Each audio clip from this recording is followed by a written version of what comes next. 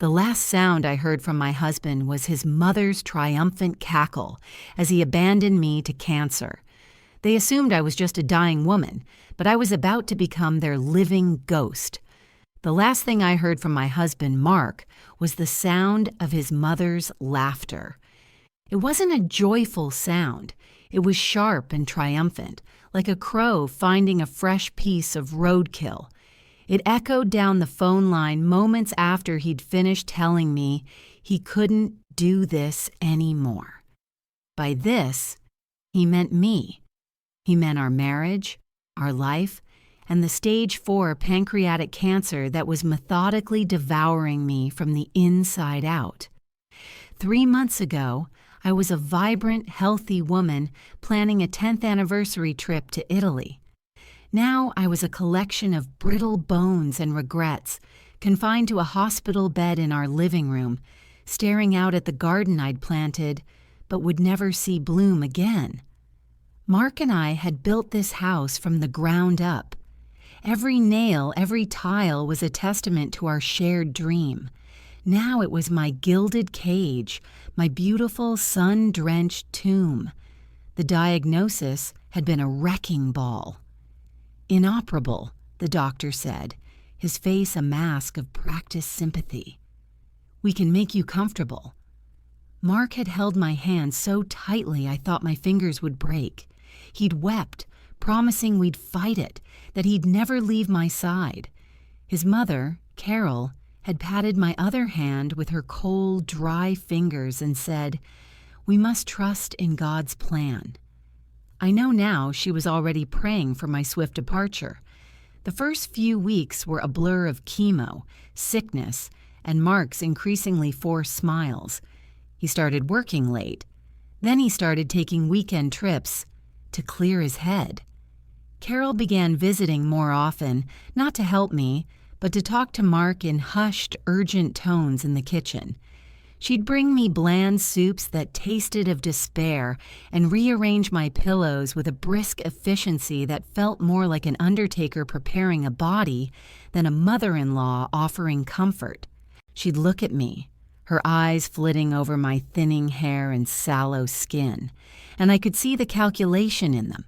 She was measuring how much time her precious son would have to remain shackled to a dying woman. The end came on a Tuesday. Mark stood at the foot of my bed, unable to meet my eyes, twisting his wedding ring on his finger. My mother thinks, and I agree, that this is too much. It's not fair to me to have my life put on hold. I need to be able to move on. He said it like he was breaking up with a college girlfriend, not abandoning his dying wife of 10 years. I was too weak to scream, too tired to cry. I just stared at him, at this stranger wearing my husband's face. And then I heard it, that sharp, victorious cackle from Carol over the phone he was still holding. He'd put her on speaker to give him courage. They left that day, packed his bags, and just left. They turned off their phones. My calls went to voicemail. They thought they had left me with nothing but the ticking clock of my own mortality. They were wrong. They had left me with one thing they never counted on: rage. A pure, cold, clarifying rage that burned away the fog of pain and self-pity. Lying in that bed, listening to the silence of the house that was once filled with our life, I realized I wasn't just going to die. I was going to get even. My first call wasn't to a friend or a family member. It was to a man named Arthur Vance, a probate lawyer with a reputation for being a shark in a 3-piece suit. I'd found his name years ago during a bitter inheritance dispute my company had gone through. I explained my situation in a weak, raspy voice, leaving out none of the sordid details. There was a long pause on the other end of the line. "Mrs. Miller," he finally said, his voice like gravel and old whiskey. "What is it, precisely, that you want?" I took a shallow, painful breath. I want to leave this world a ghost that will haunt them for the rest of their lives. Financially speaking, of course. A week later, a courier arrived. He was delivering a thick manila envelope from Mark's new lawyer. Inside were documents for me to sign, power of attorney, a revised will that left everything, the house, our savings, my life insurance, neatly to Mark. A little note was clipped to the front in Carol's spidery handwriting. Just to make things easier for everyone, dear, rest easy. They thought I was too sick, too heartbroken, too stupid to read the fine print. They thought I would just sign my life away. The courier waited patiently by the door. I looked at the papers they'd sent, then at the identical-looking envelope Arthur had sent me the day before. I picked up my pen, its weight heavy in my trembling hand. I signed my name with a flourish I didn't know I still possessed, slid the documents into the pre-addressed return envelope, and handed it to the courier. And as I sealed the envelope, a genuine smile, the first in months, spread across my face. They thought they were taking everything. They had no idea I was about to give it all away. The moment the courier's van disappeared down the driveway, the adrenaline that had been holding me together vanished, leaving me boneless and gasping for breath. The simple act of signing my name had felt like running a marathon.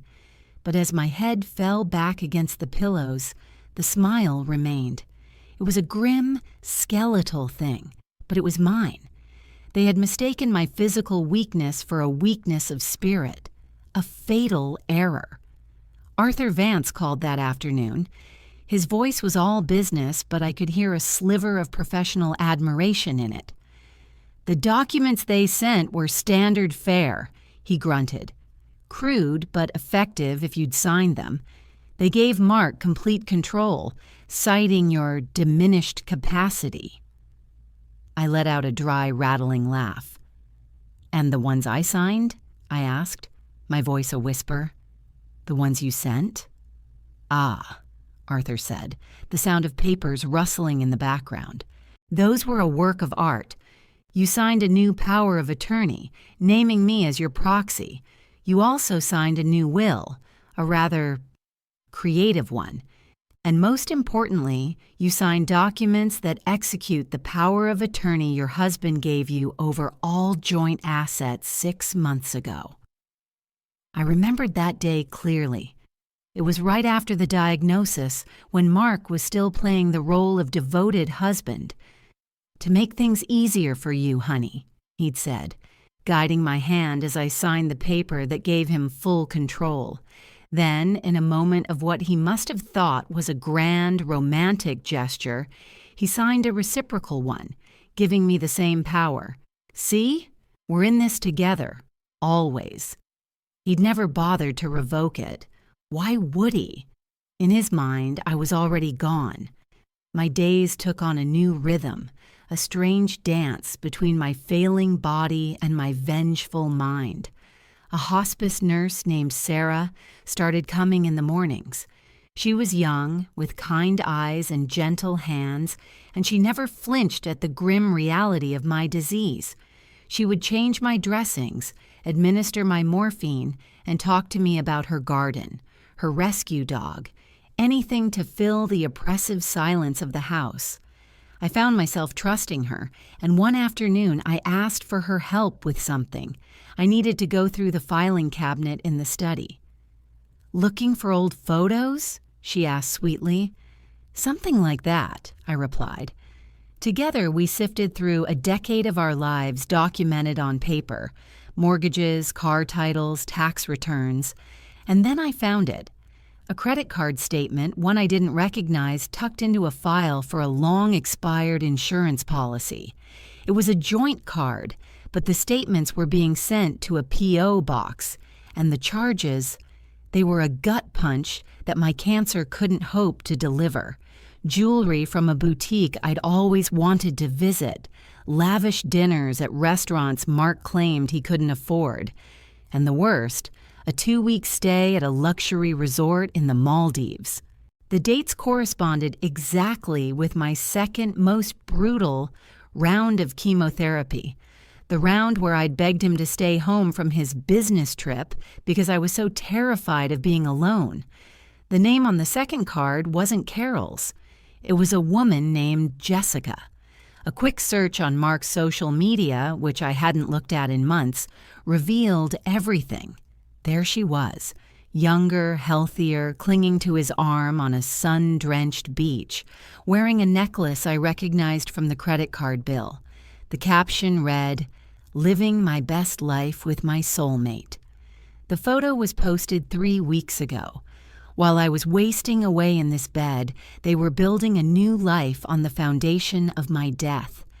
The rage from before was a flickering candle. This was a forest fire. It burned away the last vestiges of my sorrow. It gave me strength. That evening, I called Arthur again. "The plan needs a new component," I rasped into the phone. "Something more personal." I told him what I'd found. For the first time, the shark in the 3-piece suit was silent. When he finally spoke, there was a new edge to his voice. "Whatever you need," he said. "Consider it done." With Sarah's help, I set up a camera on a tripod at the foot of my bed. I did my best with what little I had, putting on a touch of lipstick, wearing the silk bed jacket Mark had bought me for our anniversary last year. It hung on my emaciated frame like a shroud. I took a deep breath, looked directly into the lens, and pressed record. I spoke for nearly an hour. I told our story. The beginning, the love, the dreams, then the diagnosis, the abandonment, the affair. I left nothing out, my voice growing stronger with every venomous truth I spoke. I attached the bank statements, the photos, the receipts. It was a digital testament, my final, undeniable word. When I was finished, I sent the file to Arthur with a single, simple instruction. It wasn't to be played at my funeral or read with the will. No, that wasn't nearly public enough. My masterpiece of revenge had a very specific premiere date, a trigger designed for maximum impact. It was to be emailed to every single person on Mark and Carol's contact lists, their colleagues, their friends, their entire church congregation, their family, at the precise moment the auctioneer's gavel fell on the sale of our house. My final recording ended with me looking straight into the camera, a tear I didn't know I had left, tracing a path down my hollow cheek. "You wanted to move on, Mark," I whispered. "You wanted a new life. Well, consider me your ghost. I will be the foundation of everything you build from this day forward, and I promise you, I will make it crumble." The next few weeks were a blur of morphine and legal maneuvers. Arthur worked with ruthless efficiency. Acting as my proxy, he began liquidating our assets. The stocks and bonds, the joint savings account, the boat Mark so proudly polished every Sunday, all of it was converted into cash and funneled into a new account in my name only. He paid off the mortgage on the house, clearing the title. Then came the final, most satisfying step. He listed the house for auction. Our dream house, the one Mark had told me he could never bear to part with, was going to the highest bidder. I had requested an aggressive timeline, a no-reserve auction. I didn't care about the price. I cared about the speed. Every day I held on was a victory, another turn of the screw. I received a single frantic voicemail from Mark. He had clearly been alerted by the bank and the auction company. "What the hell are you doing, Catherine?" he shrieked, his voice cracking with a mix of rage and panic. "This is our house, our money. You're delirious. You're not in your right mind. My mother was right. I should have had you committed." There was no concern, no shred of remorse, just pure, avaricious fury. I saved the voicemail. It was a perfect little postscript for my video. The day of the auction arrived on a wave of unseasonable warmth. The windows were open, and I could smell the roses I had planted, finally in bloom. Sarah sat with me, holding my hand, her presence a quiet comfort in the charged atmosphere of the house. Arthur had arranged a live audio feed of the auction, which played softly from a speaker on my bedside table. I closed my eyes and listened as the auctioneer's rhythmic patter filled the room. The bidding was brisk. Strangers were fighting over the pieces of my life, the walls that held my memories. It should have been heartbreaking, but all I felt was a cold, serene sense of finality. Sold to the gentleman in the blue hat for $1.2 million. The sound of the gavel was like a starter pistol. Arthur's pre-programmed email, my digital ghost, was now hurtling through cyberspace, landing in hundreds of inboxes. The fallout would be immediate and spectacular. I imagined Mark and Carol, perhaps celebrating with Jessica, their phones suddenly lighting up with messages of shock and condemnation. I imagined their world, built on lies and heartlessness, shattering around them. The proceeds from the auction, combined with everything else Arthur had liquidated, amounted to a small fortune. My last will and testament, the one Arthur had called a work of art, took care of every last penny. The first bequest was a large anonymous donation to the Pancreatic Cancer Research Foundation that had tried to save me. The second was a trust fund for Sarah, the hospice nurse, enough for her to buy her own house with a big garden and open the dog rescue she'd always dreamed of. She wept when Arthur told her after the auction, holding my frail hand to her tear-stained cheek. But the bulk of my estate, the house money, the life savings Mark thought were his, went to something else entirely. It went into a foundation I had created in my final weeks, a foundation with a very specific purpose. I had named it the Jessica Foundation. My will stipulated that it would provide grants and legal assistance to women whose partners had abandoned them after a catastrophic medical diagnosis. It was to be administered by a board of cutthroat female divorce lawyers, with Arthur as the chairman. The crowning detail, my personal favorite, was that a large, beautifully framed photo of Mark and Jessica in the Maldives, the one he'd posted on social media, was legally required to be hung in the foundation's main lobby.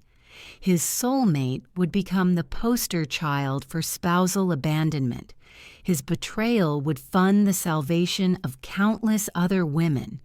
He wouldn't just be haunted by me, he would be forever defined by his cruelty, his legacy intertwined with the very act of his desertion.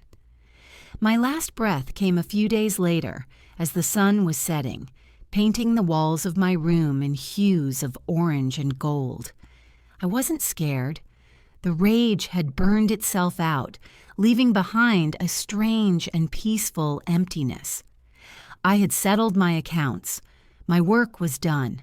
I never saw Mark or Carol again, but Arthur kept me updated in my final days. Their friends and family had ostracized them.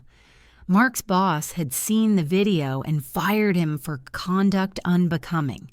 The church had politely asked Carol to stop attending services. Jessica, horrified by the public exposure and realizing the money she was counting on was gone, had left Mark high and dry. They were left with nothing but each other, their reputations in ashes, their financial future a wasteland. They hadn't just lost the money, they had lost everything. They were deserted, with no one to turn to, trapped in a prison of their own making. As I drifted away, the last thing I thought of was Carol's triumphant laughter on the phone. And for the first time in a long time, I smiled a real smile, knowing that now I was the one who had the last laugh.